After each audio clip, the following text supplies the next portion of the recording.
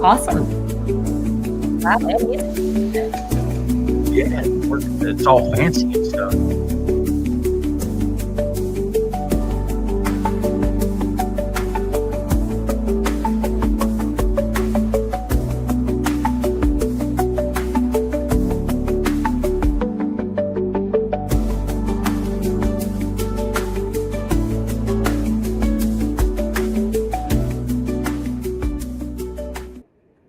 Welcome back to Rock and Recovery. I'm your host, Jay. Today I've got a special guest, Megha. I think that's how you pronounce it. I'm That not even is. going to butcher her last name, but on this podcast, we talk about a lot about mental health and addiction and just the hope that we can overcome and be successful and have a successful life.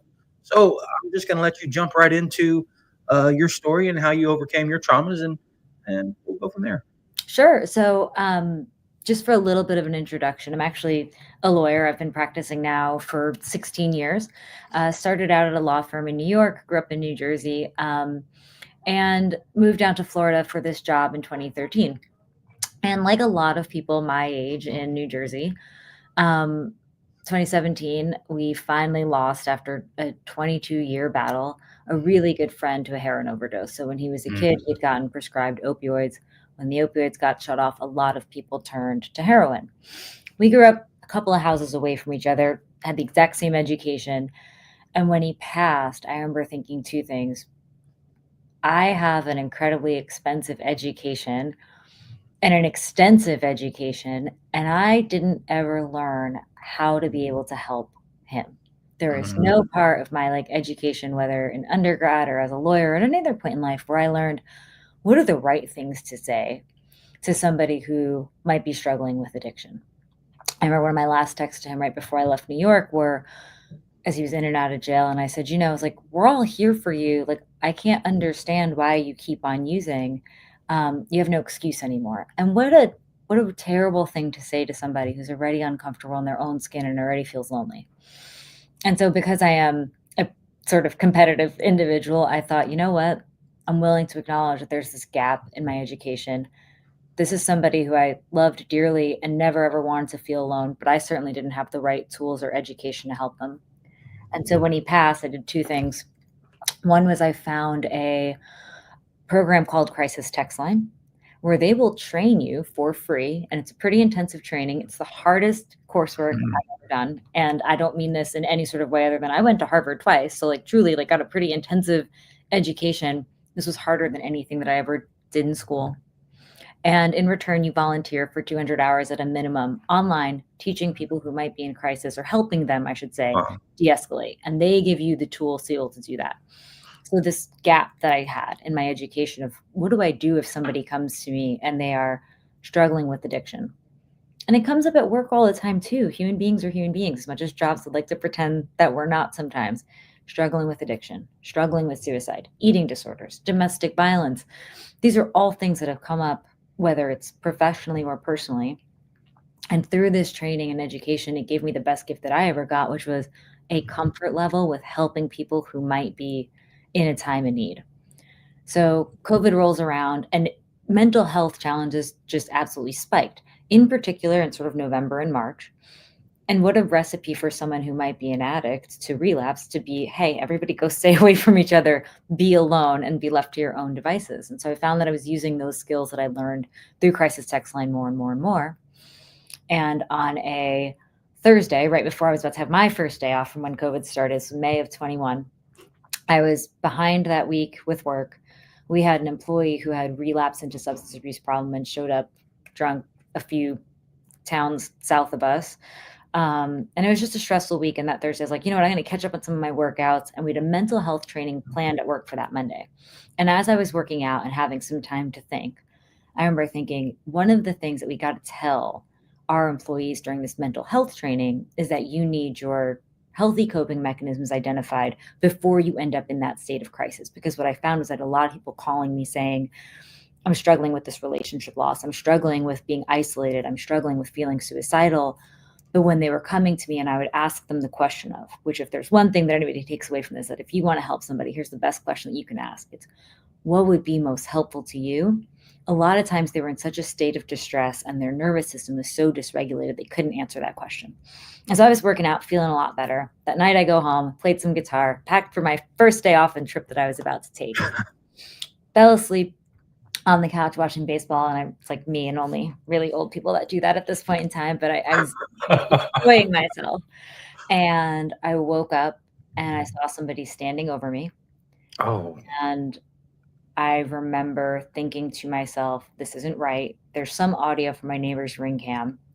I have taken 2 defense classes over the course of my life, and I remember one of the things that I learned was go for, like, the eyes, go for the throat, kick him between the legs. I punched him in the throat, I ran out the door, and I'm sitting in my neighbor's kitchen, and I remember thinking, and this was all that I could think at the time, and a lot of this came from the training that I'd received, is my brain needs oxygen. I don't know what to do right now. My brain needs oxygen. And my memory is very spotty of that sequence of events. But I remember punching him, I remember running out the door, I remember going outside, called the police, have no memory of what that phone call was.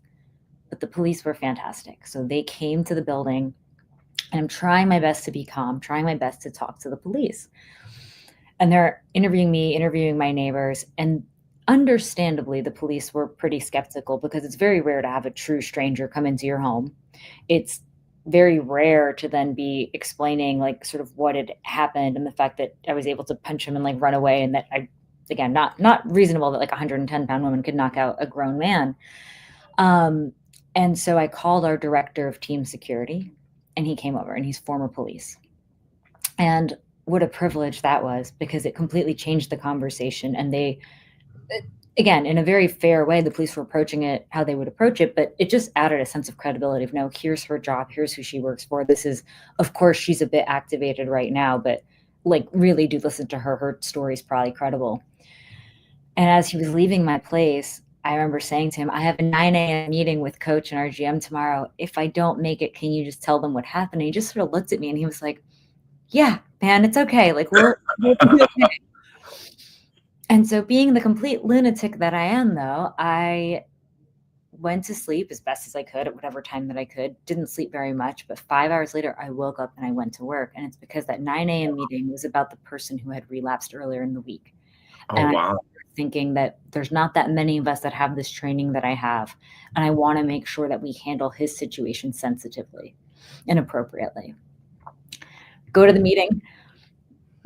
Probably didn't look all that together, but we had a conversation about it. And right as we were leaving, our GM turned to me very kindly and he said, Megha, he's like, we all know what happened, right? Because I'd called our director of team security. He goes, you don't have to be so tough all the time. And that's when I started to cry. And look, I work in an environment of an NFL team. Vulnerability is not generally something that is accepted as a value that you show, let alone if you're a woman. You got to be 10 times tougher than everybody else. And so I remember thinking, okay, it's okay. I just got to get out of here. Got a call from the police and they asked if I could come down to the station, identify him. And I said, sure, no problem. So I went into my office and I was about to leave to go to the police station. And our team president, who again is another strong, experienced, smart man, comes into my office and he started to tear up. And that was the moment that I realized, one, I don't even know what's happening in my body right now, but this is not going to just be my trauma. This is going to be an organization's trauma that we're going to be together, because yes, this was my situation, but everyone's got a wife and a daughter, and what happened to me is also impacting other people. And I'm very blessed to be one of the people in the organization that, because of this prior training that I had and that I shared with everybody, people come to rely on. And I was like, I got to make sure that I'm figuring out what's happening in my own body, my own brain, and that I'm sharing it with people. So I went to the police station. The guy had confessed to everything. And I remember thinking, that man was born to somebody at some point, was on all of the drugs, had come into my place, was clearly looking to just steal money to feed his addiction, and then happened to stumble upon me in there too. And I remember thinking what an incredible gift it was for him to give me that closure, to say, yeah, I broke into her place. Yeah, I did it. And there was no argument or discussion to be had. And even to this day, I'm thankful to him for that, because most victims don't get that. Right. And so I remember for the next 2 weeks, I was like, okay, I know some of what will happen to a person's body through this training that I'd gotten. And the best analogy that I can give is when your dog is watching fireworks and their bodies just shake. My body did that for about 2 weeks. And I was doing my best to, without scaring people, I wanted to make it okay for people to understand, look, we know what's happened right now. Everybody at this company knows what's happened. If I'm uncomfortable talking about it or awkward about it, it's going to make it worse for me. It's going to make it worse for them, because I don't want people, and this happens so much with things like addiction, with trauma, with suicide, with all these difficult topics. Sometimes people just don't know what to say. And so a lot of what I focused on in that early sort of period of time was, and I actually emailed the company about it and I said, look, this happened. And we had that mental health training that Monday, and I shared it with everybody. And I said, I will let you know if there are moments where I'm not okay.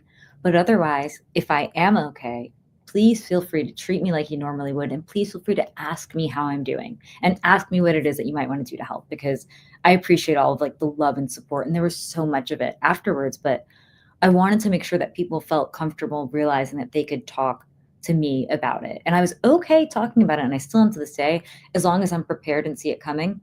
If I'm not expecting the conversation to come up, it does tend to jar me a bit. But it was just such like it was a moment that, thankfully, it's nothing like I'd ever experienced before in my life. But it was also a moment when I realized, even though I'm used to de-escalating people when they're in crisis, that's not the same thing to do it for For yourself, yourself. right? Yeah. And so I needed to learn how to then do it for myself, because amongst my friend group, at least, I did have the most experience in terms of how to help somebody who might be struggling. And so there was a lot of things that I learned or did, and just unapologetically. So I was asleep on the couch when he broke in. The very next day, I said to my friends, I was like, I need you to throw out my couch. And like, it's perfectly fine. There's nothing wrong with it. But I was like, I'm not going to move. I don't have any desire to move, because I don't want to feel like this person has so much control over me and where I Like am. triggered again. But I got to get the couch out. Yeah. And so I did. I got rid of it, sat on patio furniture. But like when they weren't getting it, and that was the hard part, where I was like, something like that happens, it's difficult, but it's hard to, and it's nobody's fault, but it's hard for other people to understand if it's not their lived experience. Like, it is just a couch. But in that moment, that couch was, I'm getting rid of it because we're going to start cleansing this place of this memory. Sat on Right. patio furniture for most of the summer. For about a month, I watched Beauty and the Beast, the animated version, every single night. And that's another thing that I think that people don't really notice, which is that, you watch things that are familiar to you as a coping mechanism, because there's no surprises. Like, I know what's going to happen. I know when Belle's going to go to the castle. I know what the scary scenes are. Well, and they're not that scary. I know what the scenes are. And this was about the time, though, when I started hearing this rumbling from people, which is, she's not right, or she's doing weird things. And yeah, man, like, it's weird that I watch Beauty and the Beast every night for a month, but my normal task was reading before bed.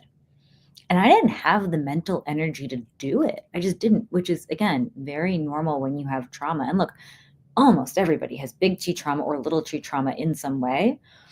And so the fact that there is, not just for me, but just a dearth in education across the board about how to then help somebody in that situation, is, to me, really, that's one of the great tragedies, right? It's not that we necessarily lose people to addiction or to suicide. It's that there's probably been steps along the way where there were opportunities to help.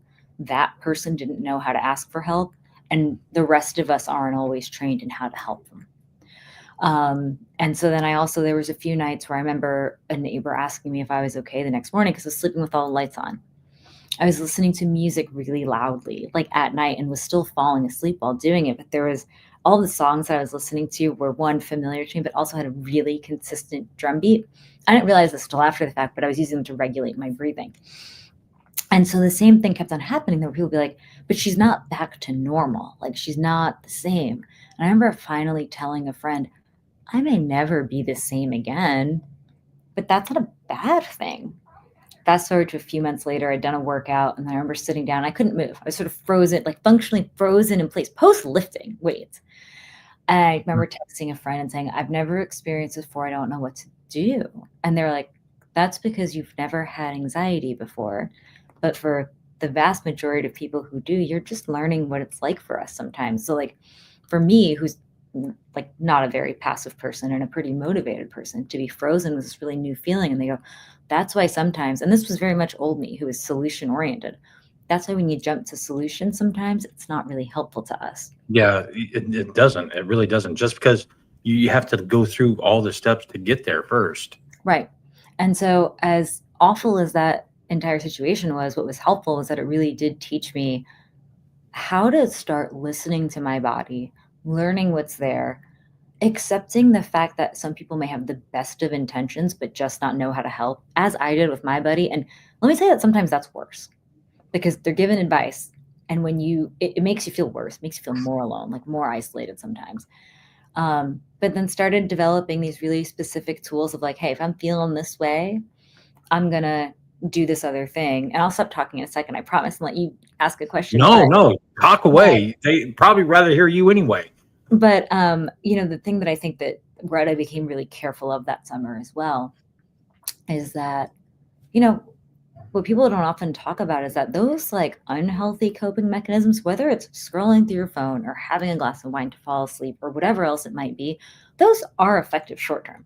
They're effective short term. And when your mental bandwidth is drained, right, when you are exhausted because of some sort of trauma, the reason why people reach out to them is because they do work short term and they do make you feel good short term. And I think that we need to take away the shame from that and just acknowledge that, where it's like, yeah, those aren't healthy, but they're not ineffective in the short term. That's why people resort to them. And so then to ask somebody while they're drowning of what it is that you need, those are the things they're going to think of because they're easy and they're there.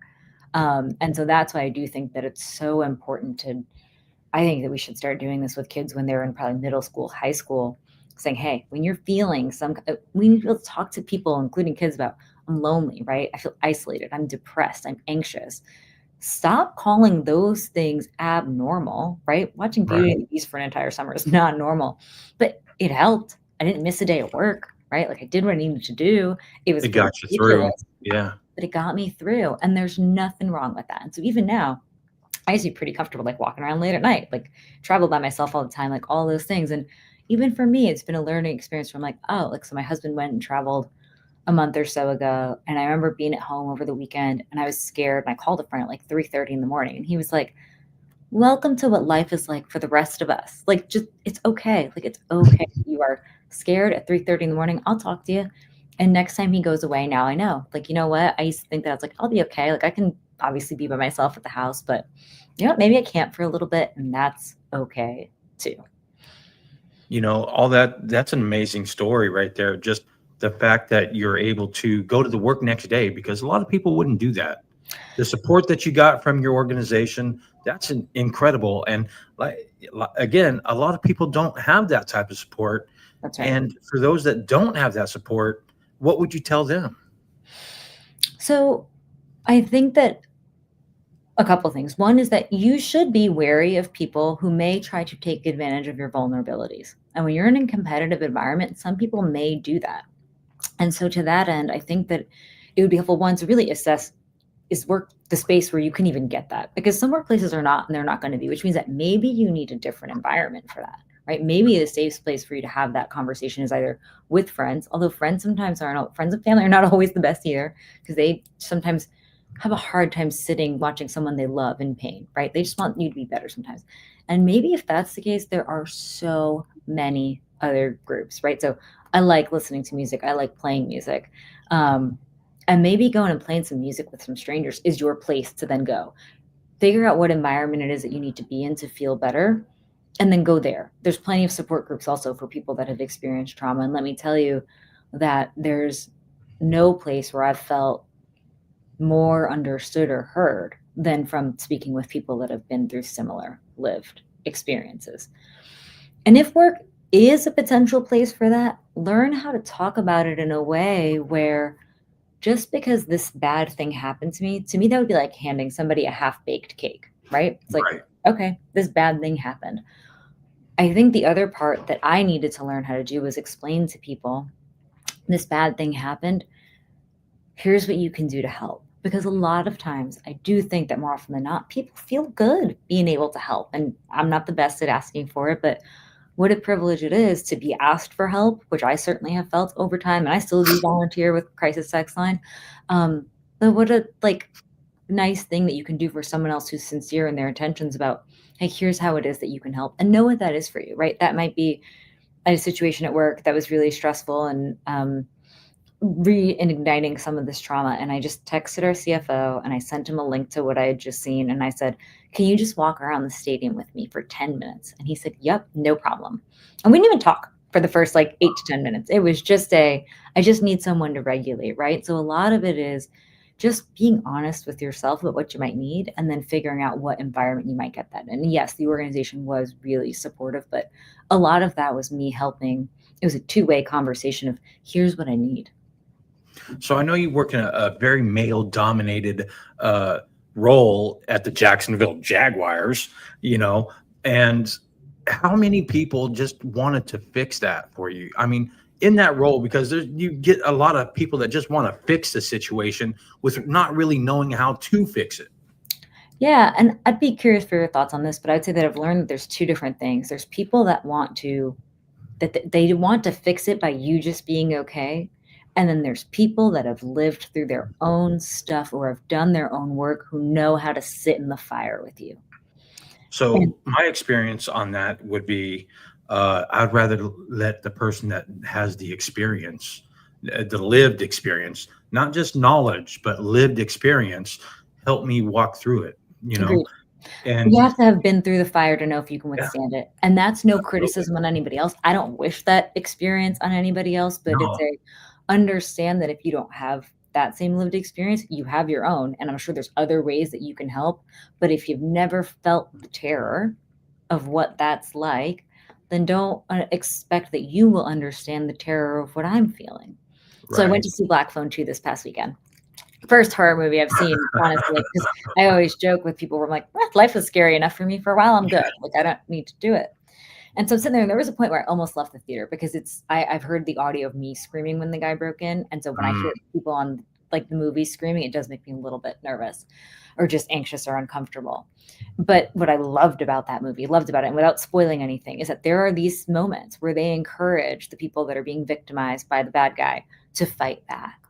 And I was like, like, yes, it's a scary movie, but by the end of it, as happy of an ending as you can have in a horror movie is how I felt. Where I felt like they've understood that, listen, none of us are living in bubble wrap or shielded from the world. Stuff's going to happen, which is again why I think that everyone should have their tools before they need them. Because if you never need them, great.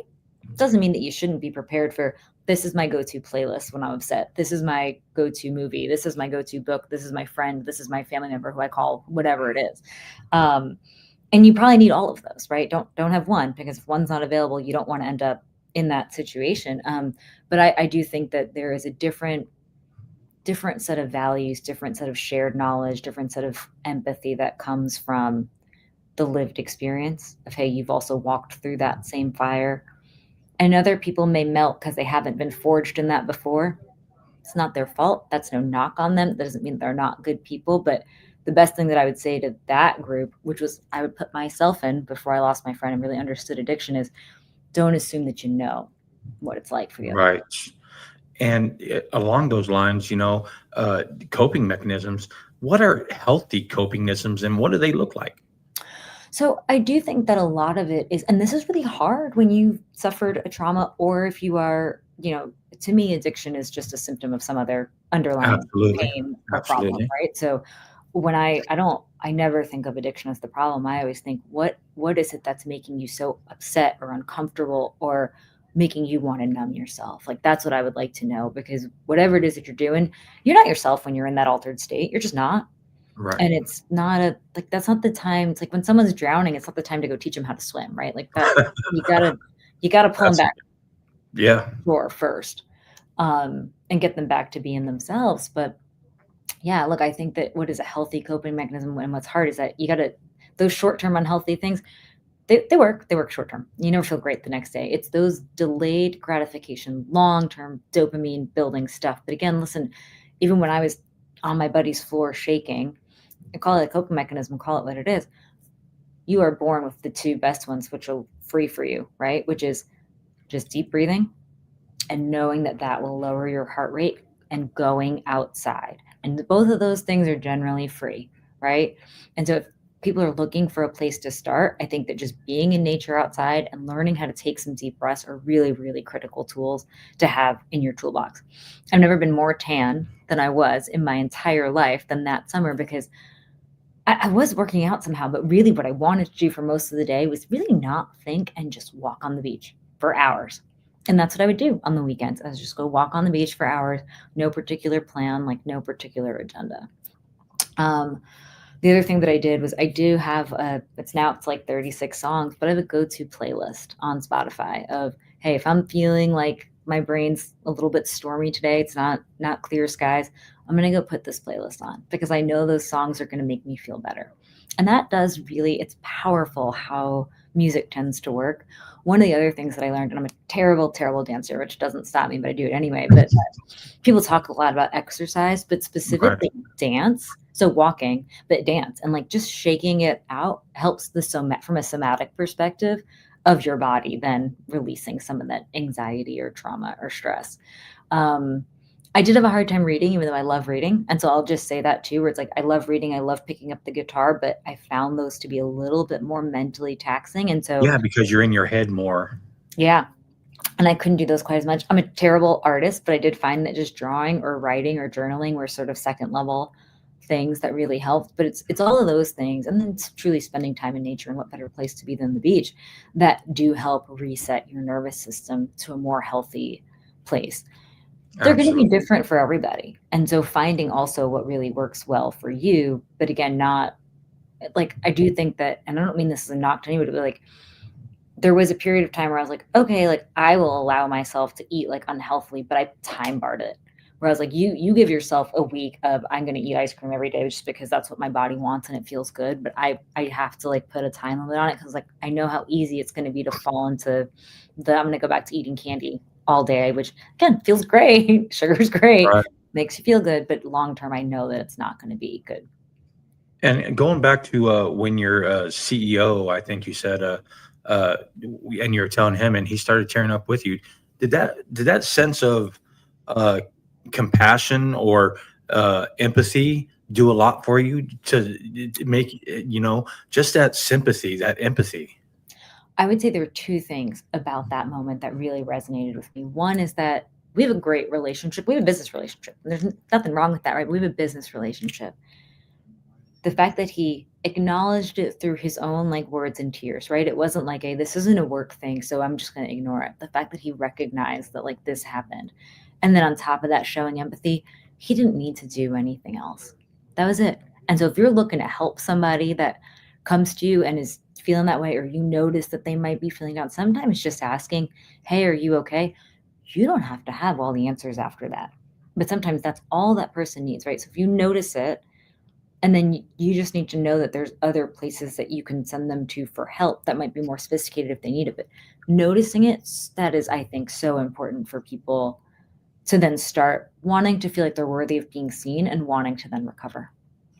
So you went through all this training on how to help people, in the COVID area. How much did that actually come into play when it happened to you?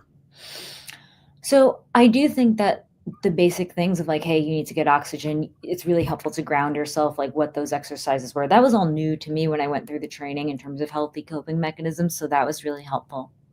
I will say that what has shifted over time, and I do want to be really honest about this part, is that I would be remiss if I left people with this idea that, hey, everything was great and it's been like this upward trajectory ever since, because it's not.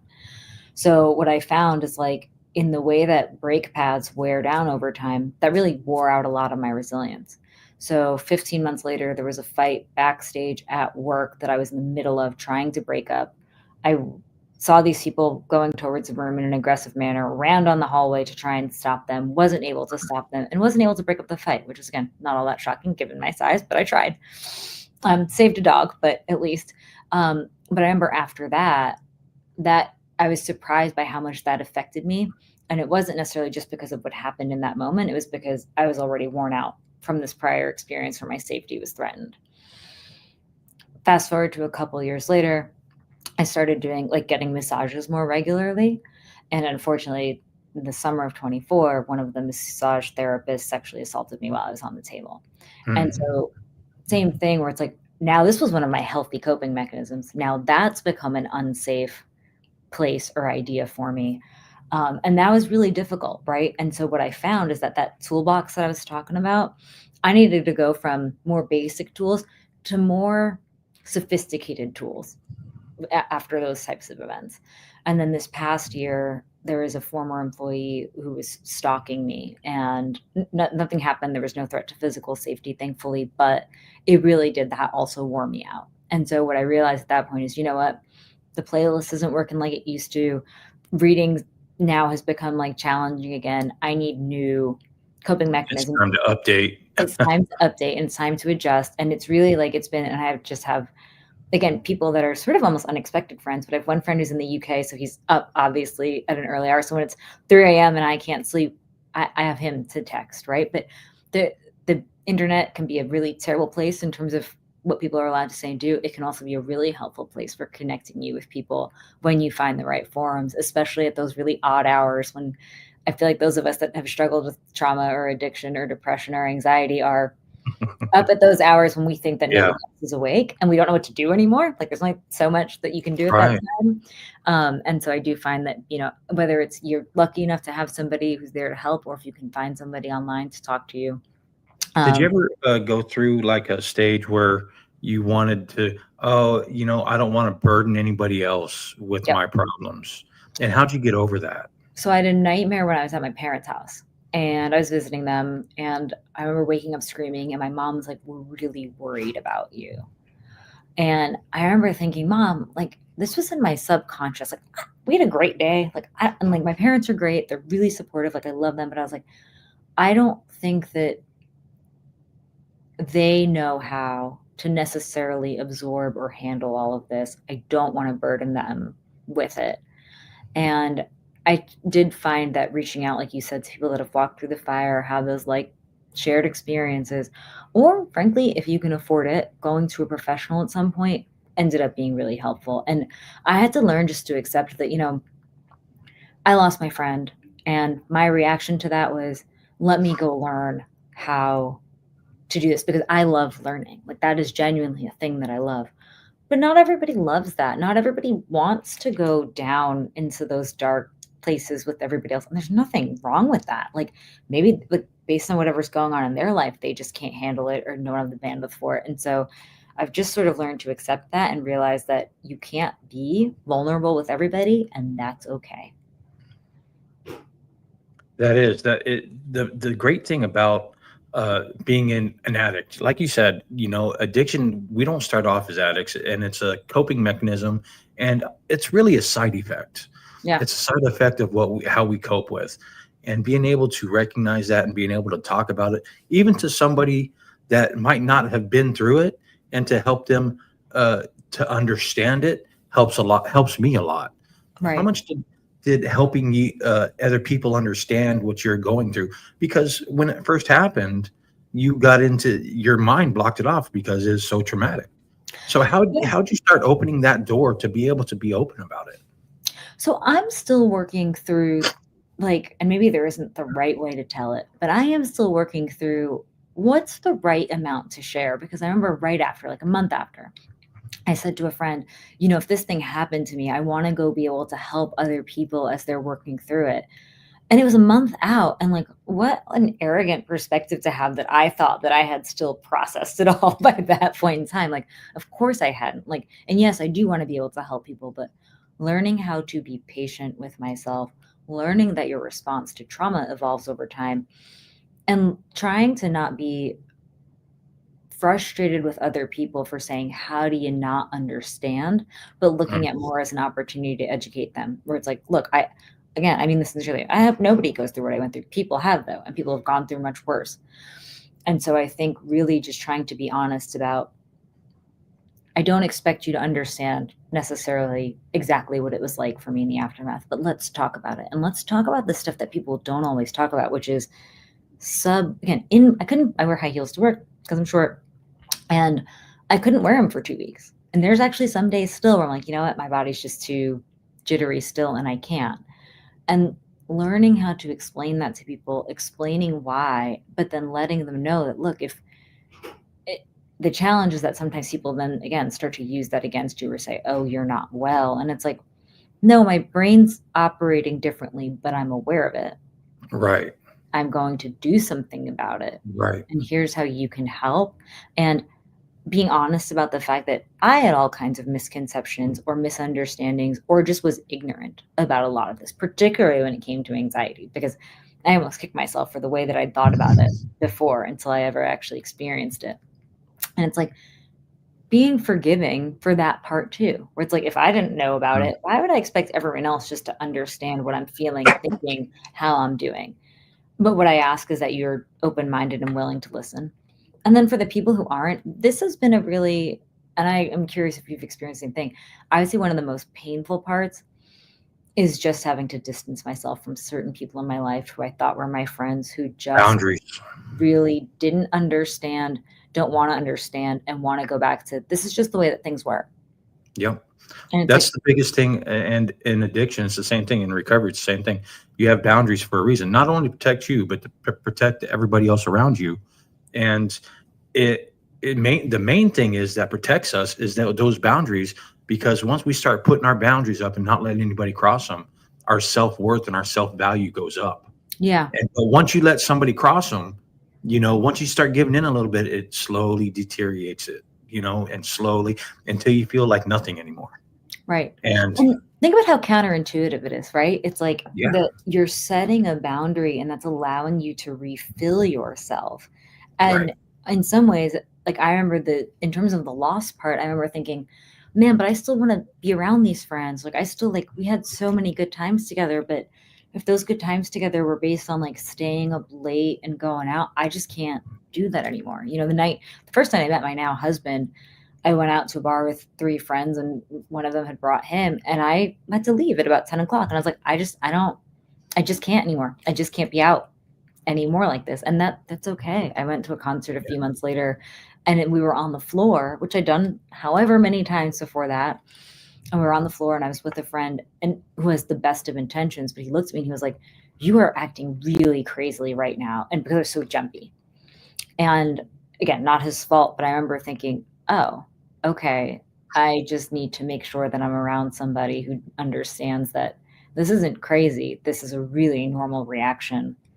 Right. Happened a few weeks ago where I have a habit, as many people do, of ordering lots of things on Amazon. Amazon came to the door around 4 in the morning Almost and instant gratification thing. yeah, exactly. I don't know if that's a healthy coping mechanism, but it's somewhat of a mechanism. But so there's somebody at my door shining a flashlight into the house, and I Mhm. woke up. I was on the couch, and I remember I started yelling, "Someone's at the front door! Someone's at the front door!" And my husband was like, "You're okay. Like everything's okay." And he was like, "I don't know what's going on." A few hours later, I realized this is Amazon. This was Amazon delivering things, and it wasn't until I talked to somebody who was trauma-informed doctor who said your brain being on that loop just means that you are in that moment of like your primal fear taking over. There is nothing like abnormal about you being stuck in that loop or repeating yourself. And that just made me feel so much better. And Right. that's where I don't want to be like an influencer in that sense. Like why I wanted to come talk to you is that like I just hope that if I have access to so many resources. I had access to like all kinds of medical professionals, and it has been much more difficult than I thought to find people that are really able to talk about this or willing to See, talk about it. because it's so, the people that don't want to talk about it they're still in the judgment stage. Yeah, They're not ready to share. They're not ready to be vulnerable because there's that trust issue. When you start to be vulnerable with somebody, that means you have to show them trust. And you have to, in turn, expect their trust. There's a big, huge power play of trust there, right. you know? And let's be real.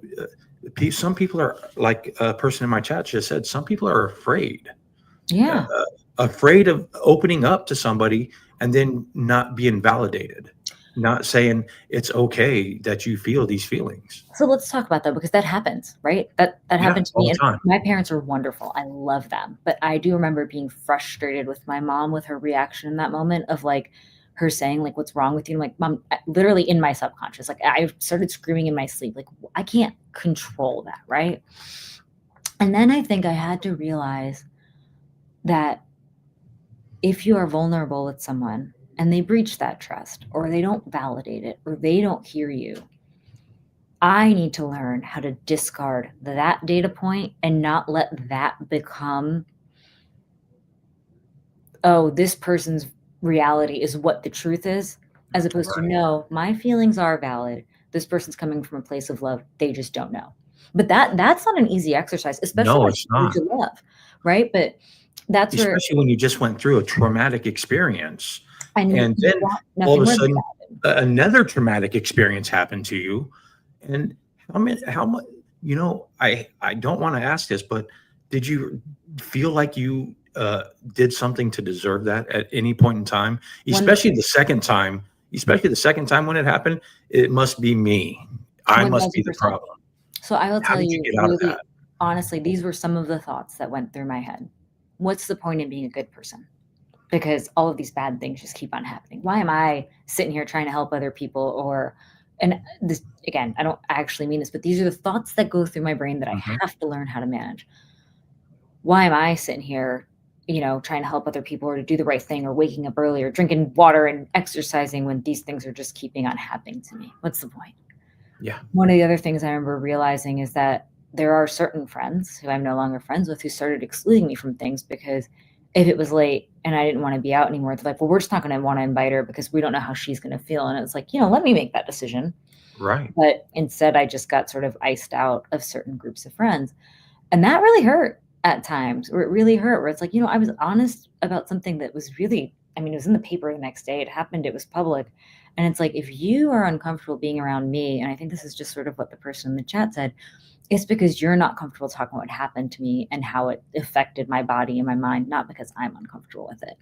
And I had Right. to go find other things. And the other thing that I did, which again, that's a privilege, not everyone can do it, but about 6 months after it happened, I did get a dog. I was single and living by myself at the time when that burglary happened. And what a freaking blessing that little dog has been, because animals can feel emotions, and there is not a, and again, I love my family, I love my friends, I love my husband, but there is not a single person in the entire world who is more protective of me than that dog. And he is just, anytime that I'm feeling any kind of way, there's nothing but pure empathy. Like when he can tell that I'm down, right? He's not asking me why I'm not doing something or why the dishes are in the sink or what's going on. He's just great. And the other thing, in terms of getting outside, getting into nature, there are Gotta days. take care of There's something. days when I didn't want to get up, and I was like, I can't disappoint Champ. I just Right. can't. And So so your I dog is named Champ. Champ. So instead of a dog, I got a cat, There and you go. my cat Dum Dum. My cat's name is Dum Dum, and it was so protective of me at one point in time that it used to know when people were coming to my door before I did, and it would growl at them. A Yeah. cat. It was a guard cat. It was a trained attack cat, and I'll tell you what, it protected me more than I could protect myself at those times because Yeah. literally I didn't know who was good for me and who was bad for me. But if my cat had an opinion about him, she Right. was letting it be known, and I was the target. Champ is the same. And it's really wild because it's hard to explain to people like why it is that I have so much just like trust and affection in him. But it's like, and again, humans are humans, but like when I'm crying or upset or I call a friend or like I call a friend, like I'm having trouble breathing in that moment or whatever it is, like I can't even explain what's upsetting to me. The dog doesn't care. He's like, Mm, you're upset. Your feelings are valid. Like you yep, want immediate validation. It's like, I am not going to ask you in this moment why you're crying, why you can't breathe, why you're upset. I'm going to sit here, let you calm down, and then we can talk about it. And that I think is really hard for humans because humans see somebody hurting and in pain. It's coming from a good place, but they just want to help. They want to make it better. They want to take care of it. Let's find a doctor. Let's do something. And it's like right. sometimes you just need to sit in it and let it pass. Like I You don't get know, mad at the sun when it's a rainy day, right? We got storms come through. It's like, right. why am I so angry with my brain that some of those days or hours or moments are just also rainy days? It's the weather, it's not the climate. The climate is that I'm like a generally boundlessly optimistic person. But I Did got you some ever bad weather. find that going into like certain stressful situations that you thought you could deal with, you know, and all of a sudden you're starting to get stressed and you snap at the people closest to you because they're available? I mean, you're not mad at them at all, Right. but you kind of snap at them and be out of character or just say something like, "Oh, get angry right in the present," and then Yeah. have to apologize. It's like, oh, son of a gun. 1000%. So I think it's a couple of things. One is that I do think that there is some, as zen as I'd like to be about it, in terms of saying that, yeah, I'm glad that that guy confessed, or I'm glad that everyone was okay after that fight, or I'm glad that, I was able to resolve things. the police as relates to this person who was stalking me, yeah, there's moments that I'm just pissed that I ever had to deal with any of it.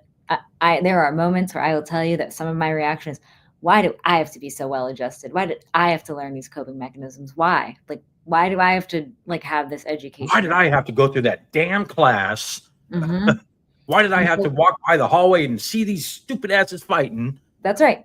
Like, why? Right. Like, why did I have to deal with these things? So yes, that happens, and so I do find that. But then I do think too that so much of it is just, and this is something also that we're not taught. But listen, step one in all of this is being self-aware. Be aware when you're stressed. Be aware when you're hungry, and then hopefully whomever you are with has some grace where if you can turn around and say, I am sorry, that was something else. I was tired because I don't sleep all that well anymore. Who does? Exactly. Like, I was tired. I didn't sleep all that well. And it's my responsibility to say, like, look, I need you to accept that all of my feelings are valid. But that doesn't mean that all my behaviors are. And it's me Right. snapping at you or taking it on you is not. And I'm okay with that. If you can give me the grace to realize, like, I'm a human being too, and I'm doing my best, but I'm not perfect. And neither is Right. anybody, to be clear. So, like, let's all just give each other a moment and realize that I heard this thing that said there was a monk sitting in a boat on a lake, very peaceful, like, looking at the sky, and got jostled. His boat got jostled, and he immediately got frustrated because he goes, why is somebody ruining my peaceful moment? And he Oh. gets up and he looks, and it's an empty boat.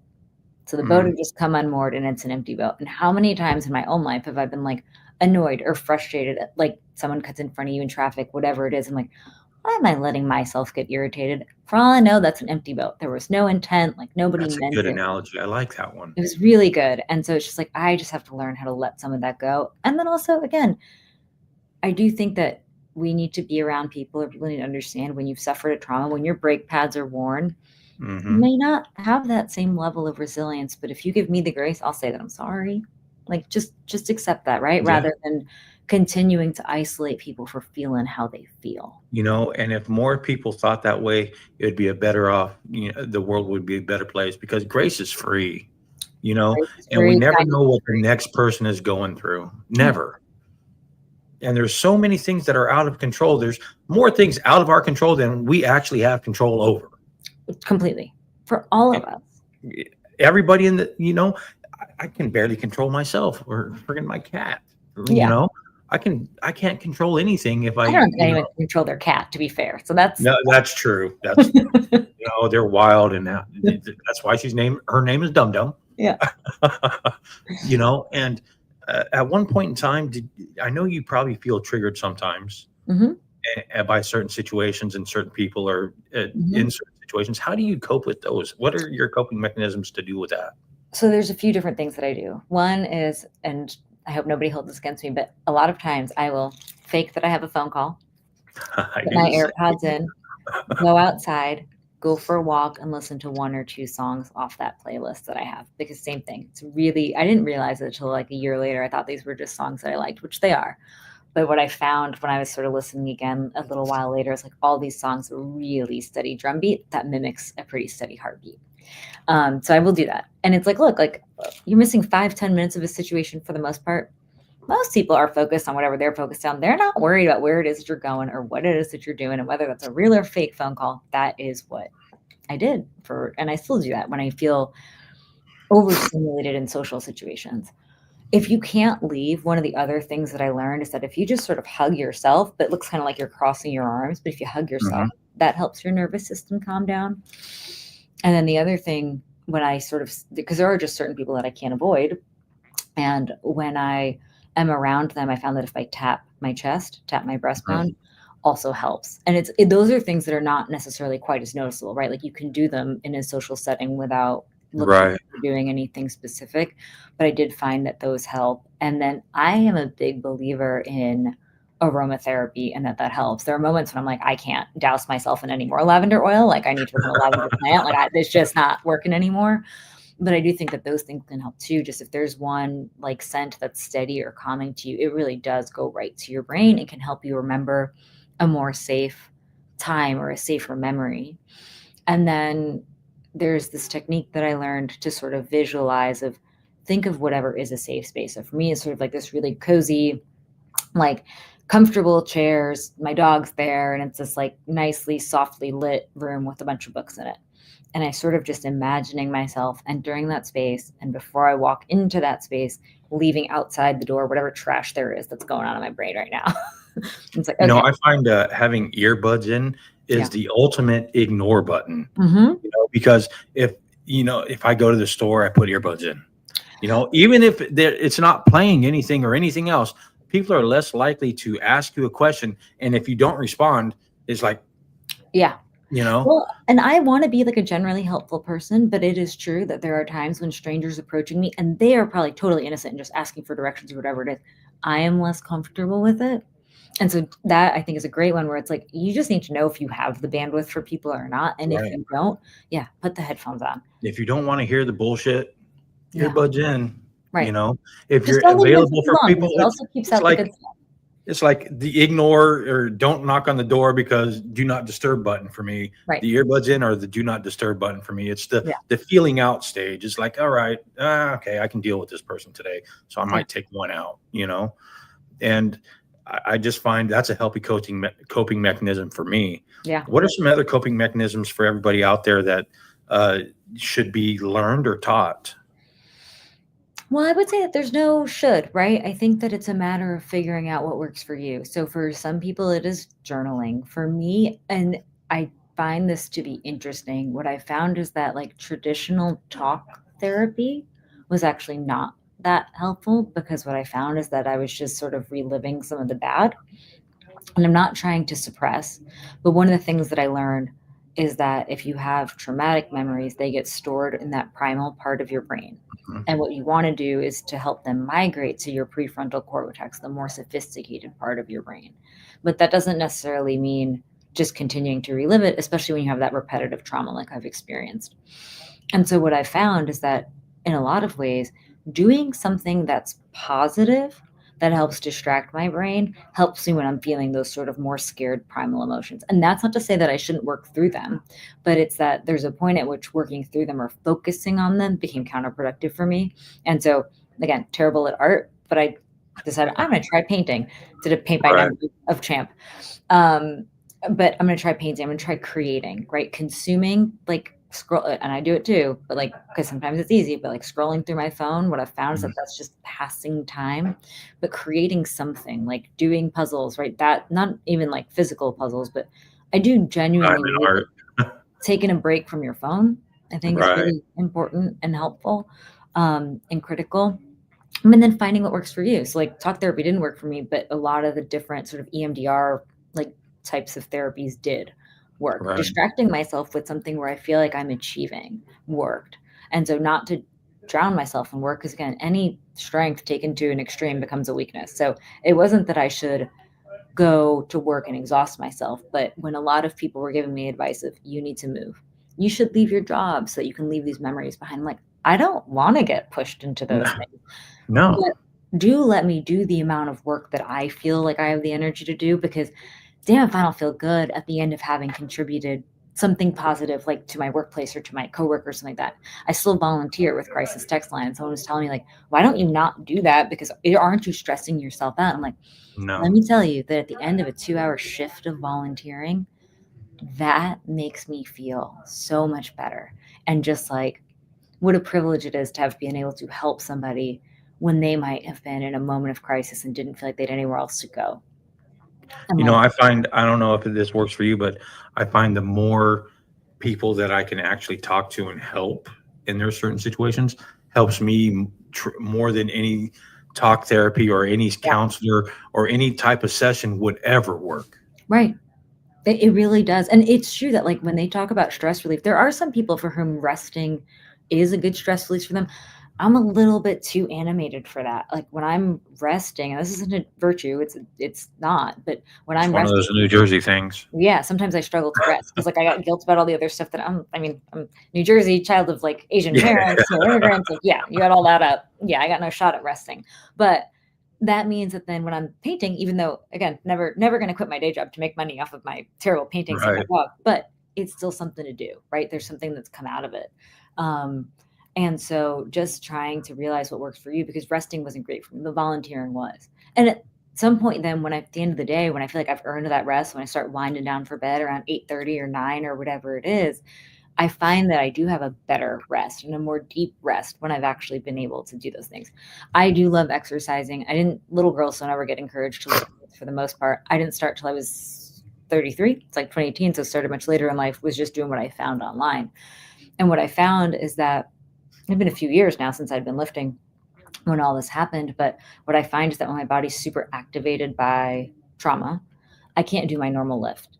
But rather than just not doing the lift at all, it happened to me this morning because I slept terribly last night or 2 days ago, 'cause I slept terribly. Rather than not doing it at all, I just started saying to myself, you don't need, first of all, I'm a lawyer. I don't need, like, I'm not entering into any, like, no one cares. No one cares what my body looks like besides me. That's not what the point of this is. But exercise does help your traumatic memories migrate.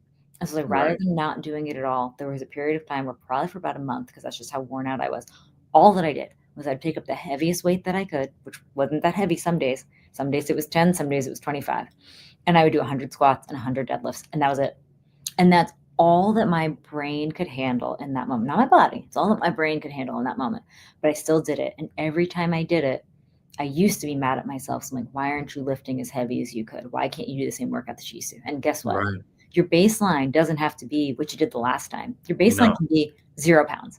This Yeah. is better than 0 pounds. 10 is better than zero. So stop worrying that 10 is not as good as 25. Anything is better than nothing. That's right.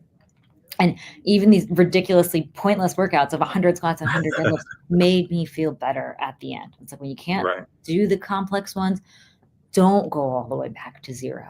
You don't have to. You walk the dog to the end of the driveway and back, and that's better than not at all. And what you'll find is that getting out once you start, it's right. It's just momentum. Once you start, you're really probably not going to stop at the end of the driveway. You're probably going to keep on going. Yeah, and that's a true statement in every walk of life, in anything that you're going. Once you start, you're more than likely going to finish than if you've never started at all.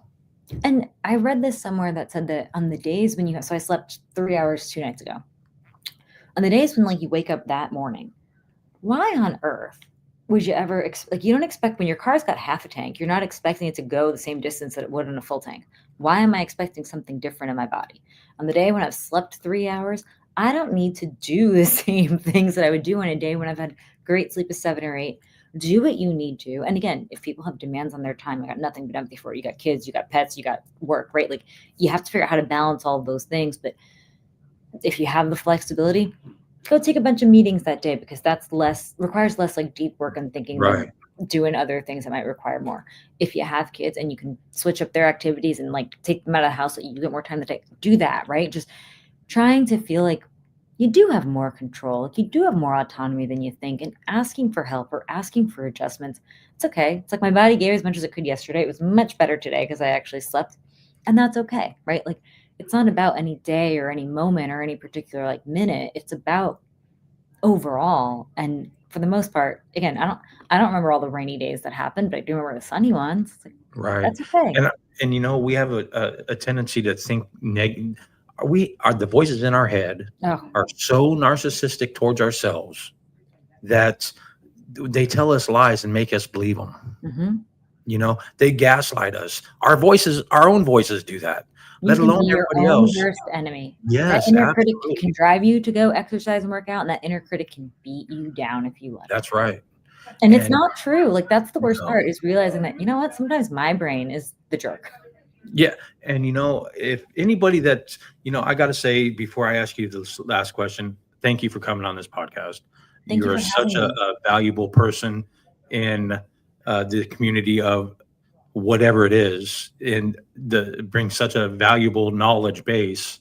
And I appreciate you a lot.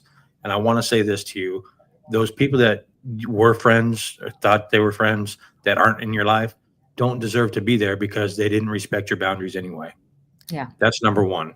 And number two is just thank you. Keep doing what you're doing. And well, the Broncos are so better than the Jaguars. I just didn't want to say that out loud too much, I get it. you know. And my last question is, uh, anybody could take one thing away from this, if anybody's listening and they could take one thing away from this, what would it be? Don't worry about what everyone else tells you that you should do. Figure out what works the best for you. and do that and do it. And one more thing, I'm gonna in Pete versus anxiety. I know I posted some of his comments up there. He's a great friend of mine. He does a great podcast that talks just mental health, anxiety, and Pete, you need to say hi to her and get a hold of her because she'd be great for your podcast. So there's an introduction. So if you hear from Pete, it's because, but he's a great, great person. He's probably funner than me sometimes, you know. Well, that's great. I'm not fun at all, so don't worry about it. I'm a lawyer. But you have to come up for a Jags game. You're not far. Count me in. I'll even wear a Jags t-shirt. There you go. See, I knew it'd get you by the end. I appreciate you. I appreciate you coming on the show. You're so knowledgeable. It was a pleasure talking to you. And that is Rock and Recovery for this episode. Thank you, Megha. Thank you.